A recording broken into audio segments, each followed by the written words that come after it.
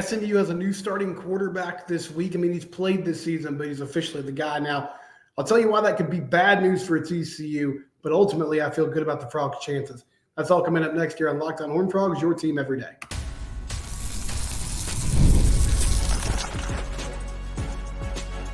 You are Locked On Horned Frogs, your daily podcast on the TCU Horned Frogs. Part of the Locked On Podcast Network, your team every day. That's right, Locked On Horned Frogs, your team every day. Subscribe to the YouTube channel. Also subscribe on your favorite podcast platform. It's Iron Skillet week. Classic Big 12 ACC matchup. Second ACC team of the year that TCU will play after they took care of business on the road against Stanford.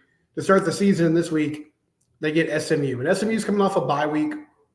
They had disappointing performance a few Friday nights ago against BYU. Ended up losing that ball game 18-15. And over the bye week, Brett Lashley, SMU head coach, he made a move. They've been splitting time between Preston Stone and Kevin Jennings at quarterback so far this year. They escaped a close game against Nevada on the road. Then they destroyed Houston Christian at home and ended up losing that game to BYU in Dallas a few weeks ago. But he went ahead and named Kevin Jennings their starting quarterback. So Jennings on the year, 51 pass attempts, 29 completions, about a 56% completion percentage, 1 touchdown, 1 pick, and he's run 15 times for 96 yards. And I think what you see when you watch this team, the biggest thing that stands out with Jennings at quarterback is his dual threat ability and his ability to make things happen with his legs. Just adds another dimension to this offense. So he played a lot of that BYU game, and it looks like he's going to be the dude moving forward. I said in the open that could be bad news for TCU. What I mean by that is, just one, no disrespect, but I've never been super impressed with Preston Stone. I know he was a highly rated guy out of high school. So was Jennings when Jennings played at South Oak Cliff. But I know Preston, was a highly rated guy out of high school. And going into last season, they thought he was going to be the dude, that he was the future of the program. But he was inconsistent at times. He struggled this year balancing time with Kevin as well. And his numbers weren't horrible, 58% completion percentage, 3 touchdowns, 1 pick. But I think ultimately with an SMU offensive line that's struggling to block, and we'll talk with Billy and Bobby later this week from On 3, but with an SMU offensive line that's struggling to block, an SMU offense that's had issues in the red zone, especially last week against BYU, turning it over a couple times, and then having to settle for a lot of field goals when they got in plus territory. They're just looking at, okay, how can we add some more explosiveness to this offense? So Jennings, with his ability to run, he pairs with Rashard Smith, their big-time running back, who's averaging about 7 yards a carry, 253 yards on 35 carries this year. And one thing to note is Rhett Lashley is he's a Gus Malzahn guy. He's a Gus Malzahn disciple. He coached under him at Arkansas State. Followed him to Auburn, was his OC and QB coach there. So I'm sure he's had some discussions. Not a ton because it's in season, and I don't think coaches are, calling each other up and having a lot of time to break things down and trade secrets. But I know he had some discussions with Gus and that staff about what they did against TCU, and the run fits were a big problem. Now, I think SMU will try to do some of the things that UCF did with some of the pre-snap window dressing, the triple option features, even though it's out of the gun and it's not your traditional under center type style, the RPO and the zone read game. But I don't think that they can execute it in the way that UCF can. And even though they've got a good running back in Smith, I don't feel like he's the guy that RJ Harvey is, who obviously had a huge night running the football against TCU. And as maligned as KJ Jefferson was by TCU fans going to that ball game, I think he's a good quarterback. He's not I I said before that ball game, I was like, listen, you got to make him throw the football. And when he was asked to throw the ball, he did a good job. So we'll see if the secondary can bounce back this week. JT Broughton had a rough night trying to cover Kobe Hudson. He struggled. SMU's passing attack hasn't really gotten going so far. Their leading receiver at the moment is their tight end, RJ Maryland, who has 175 yards passing. Keyshawn Smith has 6 receptions for 101 yards at wide receiver. Jake Bailey's the guy that's been around for a while. Roderick Daniels is a wide receiver from Duncanville who's been in the program for a few years now. Obviously, Jordan Hudson. TCU fans are familiar with him, even though he hasn't done much to this point as an SMU Mustang, but he's on that roster and he's a threat to make some plays. But I feel like this is a huge week for the program in general. They led for 3 quarters. Like, I do think it's worth noting the way the game ended. It was just hard to come out and say, like, here are all the positives that came out of this ball game or that were showed up in the game itself. But Josh Hoover once again looked really good. Special teams wise, they had 2 blocked field goals. So that's awesome. They also had a blocked extra point. I mean, they made some plays. Defensively, I thought they did a pretty good job in the first half against a team that can run the ball, putting them in some 3rd and long situations. Just in the second half, I feel like they got tired, and because they were on the field a lot and because UCF has a big O-line and they can get after you and sort of wear you down through 4 quarters, it eventually took its toll on that defense, along with the fact that UCF was able to get the passing game going. Like when they were forced into some throwing situations, they did that well. And losing 1st and 2nd down was a huge problem too. When you're facing a team that likes throwing the ball, it's going to be kind of the same way this week. They want to be in 2nd and 5, 3rd and 4, 3rd and 2. Like they want to be in situations where the entire playbook is open to them and they still feel like they can run the ball comfortably. So that'll be a huge test for this TCU defense. But I think overall for SMU, this seems like a good thing because, I mean, when we talk about, there's the old cliche, like if you have 2 quarterbacks, you really have none. But it really is largely true. Like there are certain situations where you might have a dual threat quarterback who can be a threat in certain packages, right? And so when he's on the field, okay, they're probably running the ball. You still have to respect the pass somewhat because he can step back and throw, but for the most part, they're trying to get downhill either with the quarterback or the running back themselves.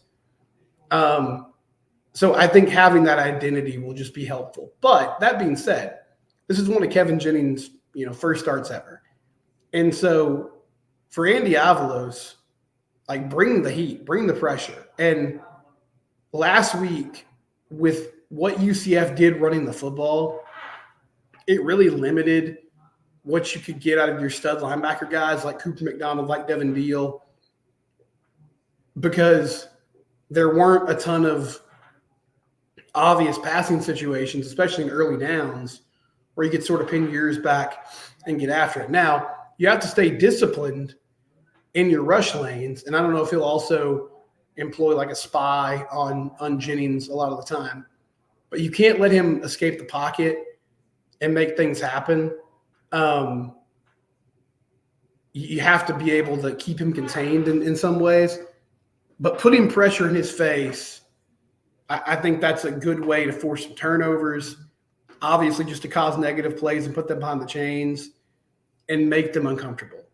And offensively, I mean, it was a rough second half. I'll get in segment 2, I'll get a little bit more into Sonny Dykes actually talked about the execution issues that led to the breakdown of some drives, right? Like they had the false start near the goal line where if they score there, I mean, it's a 10-point lead with like 8 minutes left. So it's not exactly like they're putting the game away totally, but you would feel good about where they're at. at that point, and I think it would have just psychologically been a big lift to score a touchdown. But Sonny talked about, the execution problems that stalled out some drives. But in the first half and really the third quarter, they were fantastic. Now, me and Matt talked about it yesterday. They lived in third and long a lot in the first half, and that's not typically a recipe for success. And I think it kind of showed up in the second half. Like, you can't just continually convert 3rd and 10, 3rd and 8, 3rd and 7. But Josh Hoover's been really good. I feel confident about this ball game. And, I mean, in some ways, it's, these things can be disproven quickly. What I'm going to talk about is more intangible than actually matchup based. I'll get more into like the nuts and bolts of the matchup on Thursday and Friday. But Sonny Dykes has done a really good job of preparing his team specifically for this game. A couple of years back, there was a ton of hype around it. Okay, he's returning to Dallas, right? He's the traitor that all SMU fans are mad at. And they went in there and they won that game. Now it was an 8-point ball game, and it got a little squirrely towards the end. But for the most part, they controlled the pace of that ball game. They dominated it. They had a big lead in the first half before things kind of got into a slog in the second half. And then last year, coming off the Colorado loss, they put together a couple wins against Nicholls State and Houston, but didn't look particularly impressive. I'm talking about TCU. And SMU, the team itself wasn't flying high. They had lost to Oklahoma early in the season where they were competitive, but there was a ton of momentum around the program because they were making the ACC move and all that was happening. And there was like this belief of, okay, here's their chance to come up with a big statement win against their rival. And it was really the only game against like a power. I guess Baylor would fit this category too, and BYU to a certain extent. But it was one of the few games that season that TCU physically dominated. Like, they won 34-17. Amani Bailey had 25 carries for 126 yards, which that would be big if TCU could find a running game this week. But I think this offense is going to be able to score points. And defensively, with a young quarterback, I think there's opportunities to confuse him, create negative plays, and hopefully force some turnovers as well. When we come back, we'll talk about that need for a running game and what Sonny Dykes had to say about it. It's Locked On Horned Frogs, your team every day. Before we do that, though, I do want to talk about a couple of our great sponsors. FanDuel, time's running out on this deal. If you want a chance to experience 3 months of NFL Sunday Ticket for free, all you have to do is place a $5 bet on the FanDuel app or at FanDuel.com, and you can have the opportunity. So you get 3 months of YouTube TV from free, 3 months of NFL Sunday Ticket for free from YouTube TV. So if you have YouTube TV, just place one $5 bet on the FanDuel app. There's plenty of things you can bet on. NFL, college football, Major League Baseball also in full swing. FanDuel.com/lockedon. Make that $5 bet. You only got about 4 days left to take advantage of this opportunity. FanDuel.com/lockedon or the FanDuel app. NFL Sunday Ticket. Any out-of-market NFL game available to you 3 months for free if you have YouTube TV and the ability to make one $5 bet on the FanDuel app. Give it a try today.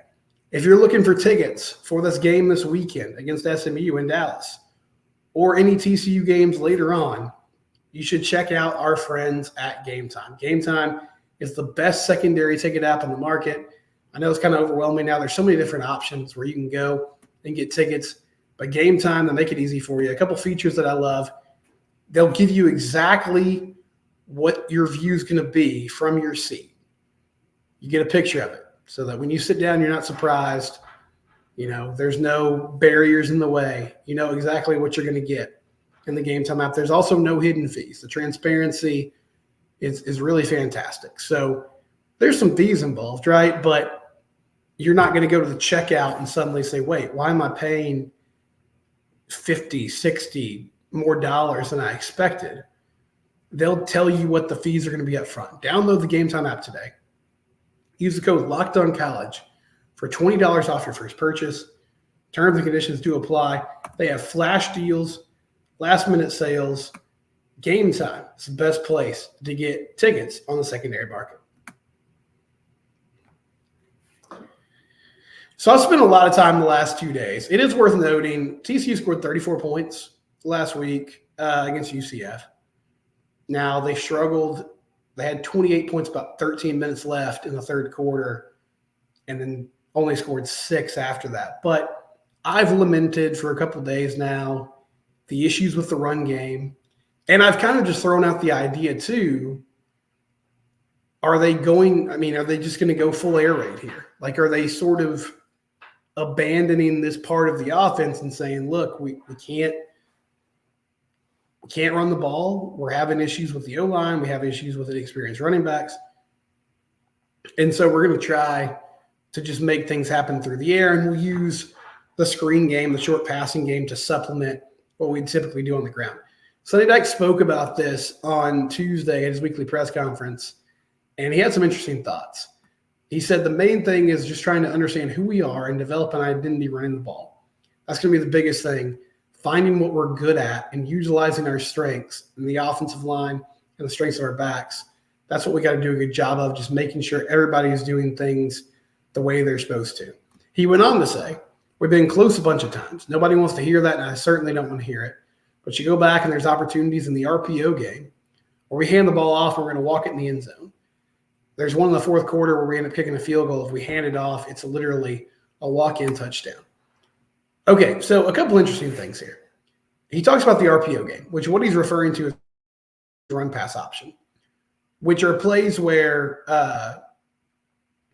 Josh Hoover gets to call. Like, he takes a snap, he puts the ball at what they call the mesh point for the running back in his stomach, and then based on the coverage, based on the alignment of the defense, he decides whether he's going to pull the ball and throw it or hand it off to Cam Cook or Dominic Johnson or Jerry Payne, whoever's in the ballgame, right? So Sonny's pointing out there's been a couple of instances where in the RPO game, they've had walk-in, touchdowns or just plays where, hey, there's a lane for the running back to get after it and make something happen, and Josh is just missing the read and pulling the ball and throwing it. Now, he doesn't talk about on those plays, is he completing those passes right? Like, are they still making things happen in the pass game? Obviously, they've been super successful throwing the football so far, but that is something to watch.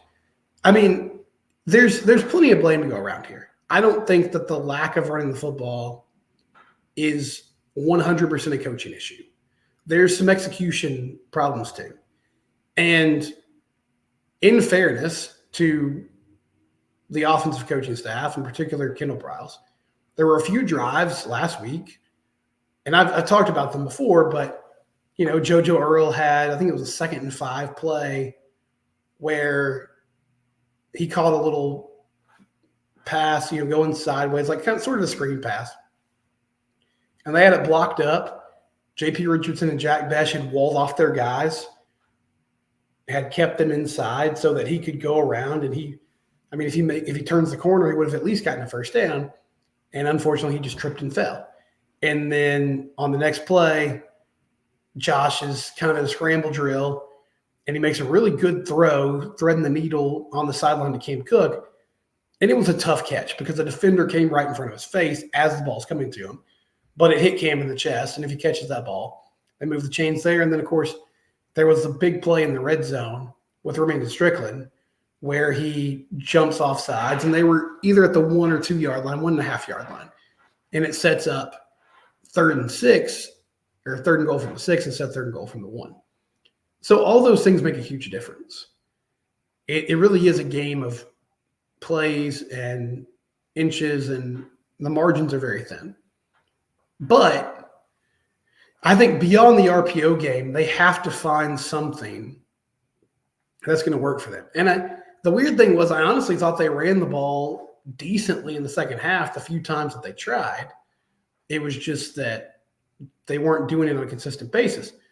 But yeah, it is. I mean, it's important to acknowledge, like, it's not just the coaching staff.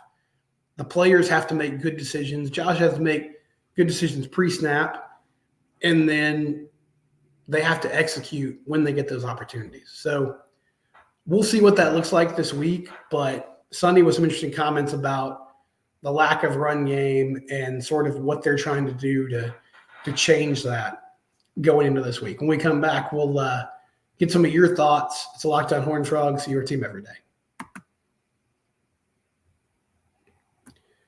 So one of our new partnerships here on the Locked On Network is Roy. Roy stands for Return on You, and it's a new way to get involved with NIL. It's a platform that allows fans to donate directly to players. It allows fans to directly back their favorite college athletes. You can play a key role in shaping the future of their favorite teams while athletes maximize their name, image, and likeness. When fans contribute to a successful campaign, they receive access to exclusive content from the athlete, such as their announcement decision, behind-the-scenes footage, and other personal reflections, all of which are available only to fans who supported the athlete. Fan contributions are securely held and only distributed if the athlete makes the decision that aligns with the fan support. If not, the money is returned to the fan. So, for instance, if you donate to a TCU athlete and they end up transferring, then you'll get your money back. So there's some, security in your investment and direct return on your investment with the exclusive content. Download Roy today in the App Store or on Android and use the code LOCKEDON to enter to win their $5,000 of cash sweepstakes. They're going to give $5,000 out to somebody who joins Roy today. Again, that code is LOCKEDON to enter that sweepstakes. It's your team every day. So had our friend Matt Jennings, friend of the show Matt Jennings, on Tuesday's episode, did our weekly discussion about TCU football. Some of you had thoughts about that and the run game in general. Fred Gibson has been very adamant that Dominic Johnson needs to get more opportunities. 7 yards per carry, he said he averaged in that ball game against UCF. He's physical. He comes from an SEC school. He can be a good change of pace. Yeah, I mean, I would like to see some of these other players. Other people have mentioned Jeremy Payne, who's done some nice things. I think Johnson has been good in limited action. We haven't really seen Trey Sanders much. But I think the issue is they're not running the ball much anyway. So it's hard to get other backs involved when Cam himself is not getting that many opportunities. Like Cam had 11 carries on Saturday. So I would like to see – I'd love to see more of these guys. And maybe it comes down to like switching out series more often. But, I mean, they're just not really running the ball at all. So it's hard to give opportunities to players when they're not giving them those chances. William Hill was very upset. He's not happy with Cam Cook. He says, we love him so much for no reason when he hasn't proved anything. And he wants Jeremy Payne to get more opportunities, show him big playability and limited snaps. Yeah, I mean, I want to see more of Jeremy Payne too. I think he caught one screen pass last week and that was it. I like what he's done in limited action. I'm not trying to, I think I've been pretty fair about Cam so far. I feel like Cam has also been very limited in his opportunities, so it's hard to get a great gauge on him. I don't feel like he played super well against UCF. We'll see what he can do moving forward. William also did bring up a good point. Why are they using, the tight end in the run game? Because these tight ends have really struggled to block. And so when you bring that tight end in the formation, you're adding with it another defender. And so you're creating a heavier box. And it seems like TCU has done their best work in the run game against light boxes so far. So we'll see if they make that adjustment or what that looks like this upcoming week. Big game against SMU. We'll have hopefully Billy Embody on the show tomorrow to preview that. This is Locked On Horned Frogs, your team every day. We're free and available wherever you get your podcast.